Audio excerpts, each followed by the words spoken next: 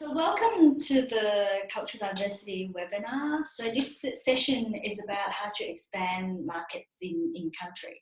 So more specifically, how to expand market for university courses, other ways to add value to your institution's offering, and how to actually do selling in places that do not necessarily have the same culture as Australia. So first of all, introducing myself, my name is Wesa Chau.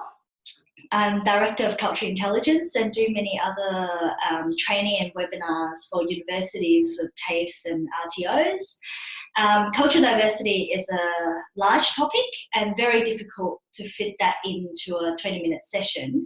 But if you find some of this information useful, I can facilitate longer sessions to train your staff on cultural diversity. And just a little bit about me, I've been working with international students for more than 15 years, founded the Australian Federation of International Students, and later worked with community organisations, especially with multicultural communities. I'm also an associate consultant at the International Education Knowledge Base, which is an organisation with expertise that provide consulting services to international education sector. And last year, I received the Australian International Education Award from Study Melbourne, and these free webinars are organised through the award funding and hence able to provide to you at no cost. So next to me is Christine Yeung, a former international student, and have worked as an organisational psychologist for many years. She has in-depth experience in working with multicultural communities and how to develop them in leadership. She recently started Beyond Story, providing public workshops and coaching to help people understand their inner story through the journey of art creation. And just some housekeeping. On your screen, you should see a Q&A button. You can type the question in any time and we'll answer them right at the end. If there are too many questions, we'll only pick a couple to answer live. And for the questions we didn't get to answer, we will get back to you after the webinar. So let's begin. And I will share our PowerPoint screen with you now. All right, so it's really common for university staff to ask us this question: how to expand the markets in Australia? So first of all, I would actually like to share a video with you on an international student story. And this international student shared her story about why she wanted to study in Australia, just to give you a little bit of context. Charmers and pungent curries to one of the growing and developing economies of the world. I, Sai Ajay Singha Jadhav Rao, stand before you as an aspiring investment banker who hopped her way to the land of the Roos in the quest of materializing her dream. Unlike the past, India today for the millennial signifies three things: accountants, engineers, and immigrants. Yes, we are an ethnicity that's weirdly obsessed with being good at numbers and immigration. So if you are born in a typical Indian family, are good at math, perform well in grade 10th, you, my dear friend, are destined to either study accounting, finance, and engineering, and eventually make your way to the Silicon Valley or the immigration countries of the world. Your next question would be, why so? The answer is the reservation system in the education sector that unfortunately lays emphasis on one's caste over one's merit. This is the reason that pushes many international students like me to pursue their dreams overseas. I would like to relate this experience with a personal experience of mine. I was born in a royal family from Western India that has served the Indian government across generations. And this exactly was used against me. I was always told that my last name was a key pass to the finest of the opportunities I had in India and eventually the achievements that I am proud of today. This is exactly what nudged me to pursue my dreams overseas. I remember 25th September 2015, the day I received the Academic Excellence Award from the Business School at La Trobe, has been a reminder for me that it was not my last name, but it was my perseverance that had been awarded. And that is exactly what forced me to come here to Australia. On moving here, I was astounded at the extent to which a university or a country can be welcoming towards individuals, irrespective of the various grounds of differences that tend to create a rift between us. The fact that the halls of knowledge stand strongly against such kind of discrimination has made this entire process to be a commendable one for me. Freedom is not worth having if it does not include the freedom of asking questions and making mistakes. A beautiful sentence once proclaimed by Mohandas Karamchand Gandhi, the father of the Indian nation. The fact that today I address an email to my lecturer using his first name or meet a senior professional from my industry over a cup of coffee has made this entire learning journey to be an enriching one for me. Melbourne today, after 2 years, feels like home away from home. The fact that I get up every morning and have an Anzac biscuit with my masala chai has been a testimonial that I came, I saw, and I loved it. Now, in order to answer the question that we just shared just now is about how to expand the market for my university's offering. So after hearing that video, first of all, I think it is really important to understand the drivers of the student and why they wanted to study in Australia. Often their reason may not be the same as domestic students. So it's important to really listen and speak to the students individually. While seeking a good education is likely to be a driver, there are many other drivers with these international students. As you have heard from Sai, it was to achieve success through their own efforts rather than family connections. That's her main driver. Others who may just want to escape from parents and study overseas. And in other situations, staff spend time to understand students' needs and found that one of the potential students wanted to help their country after graduation. So initially, when the students approached this institution, he or she just wanted to do accounting because that's what everyone studies, right? Anyway, after the discussion, the staff recommended doing environmental engineering because this particular country needed this type of professionals and is likely to need more in the future. So cutting the long story short, this student became the first to do such course from this country and started a trend for more students to do the same course because the first student become an ambassador and spread the word around. So this course became very popular among students.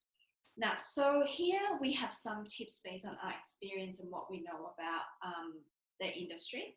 So the first tip is some students do not know what they don't know.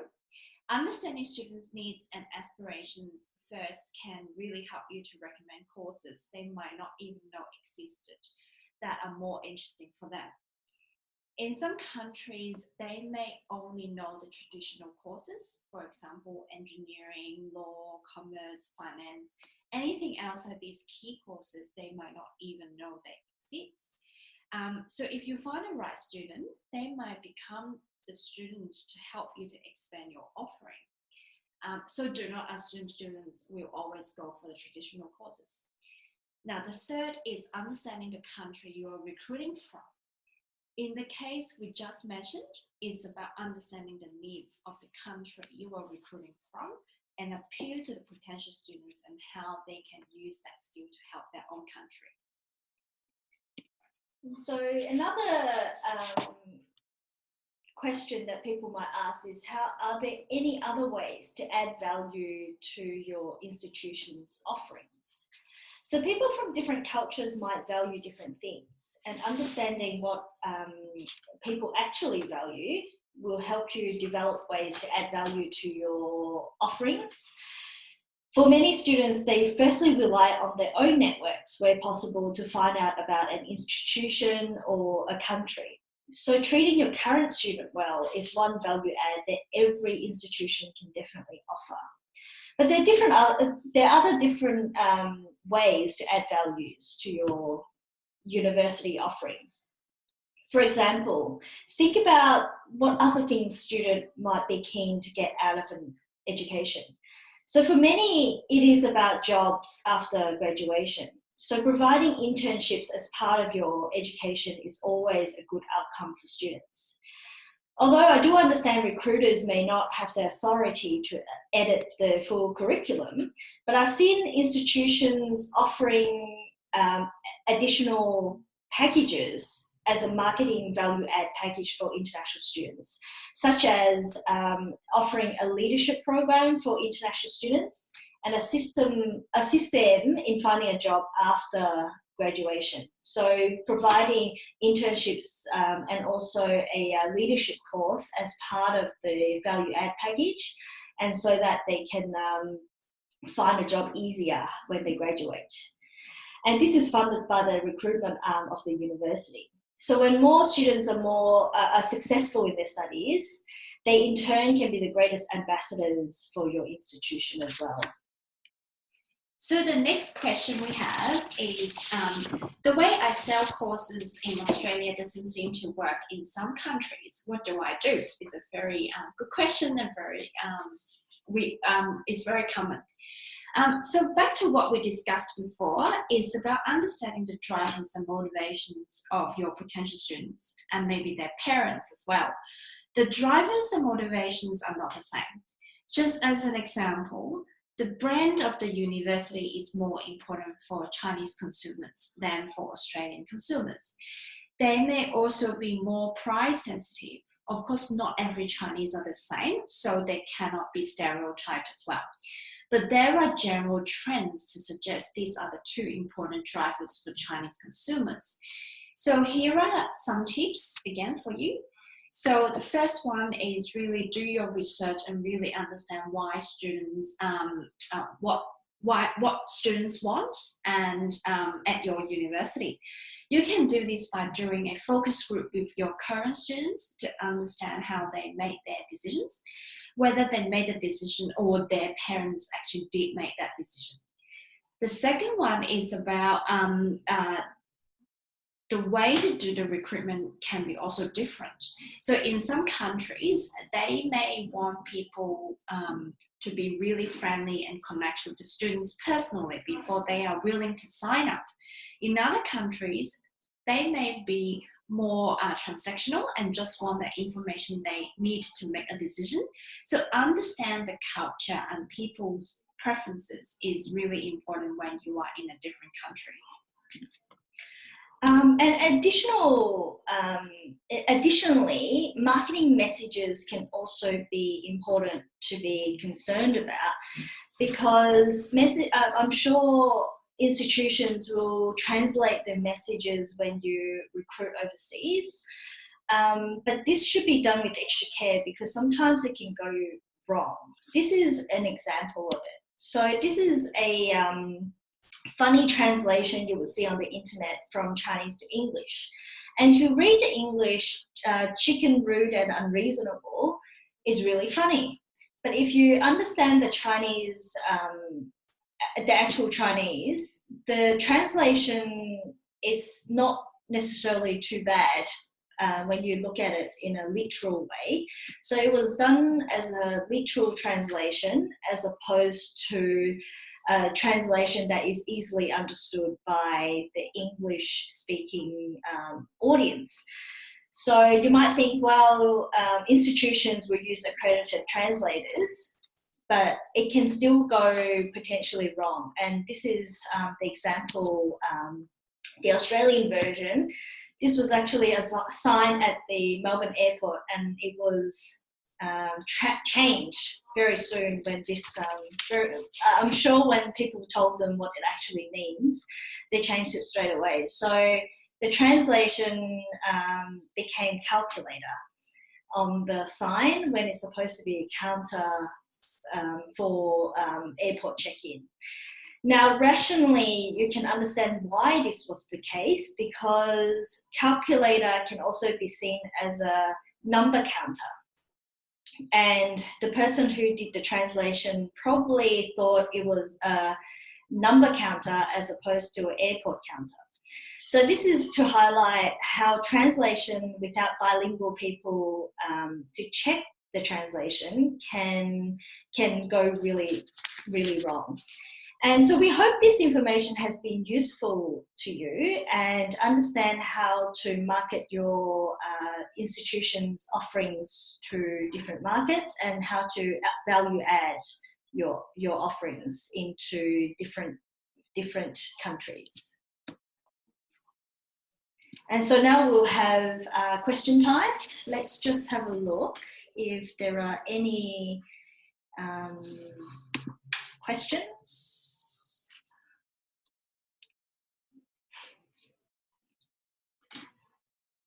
We have got one that popped up.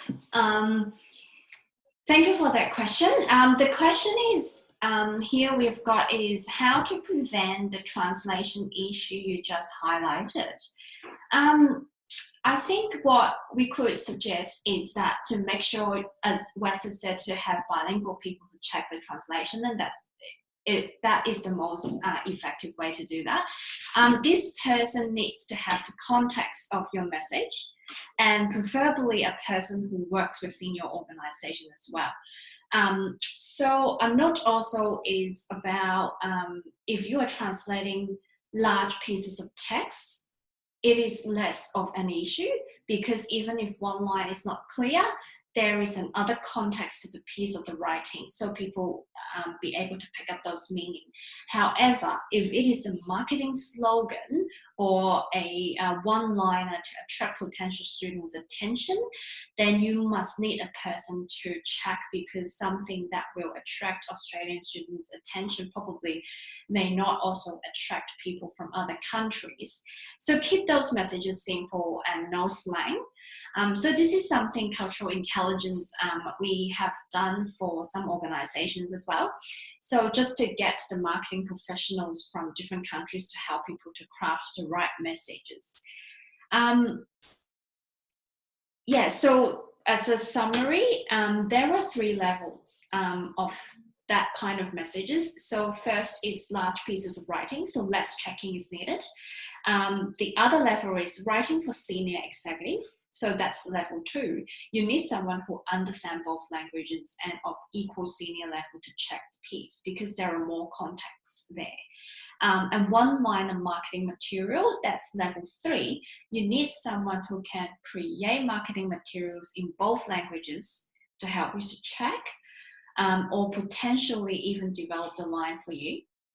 Because they are translating both the language and culture to be able to translate something that is conceptually accurate. Thank you, Christine. Just to check if there are any more questions. I don't think we've got any more questions. So thank you for your question, and thank you for attending this webinar, and we hope that has been useful for you. As we said before, it's not possible to include everything in this short webinar. So if you find this information useful, you can contact me at Cultural Intelligence, and I've got my contact details on the screen right now, and we can definitely facilitate longer sessions.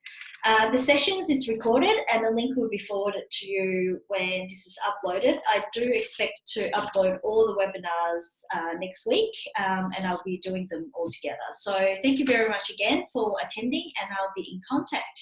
Thank you.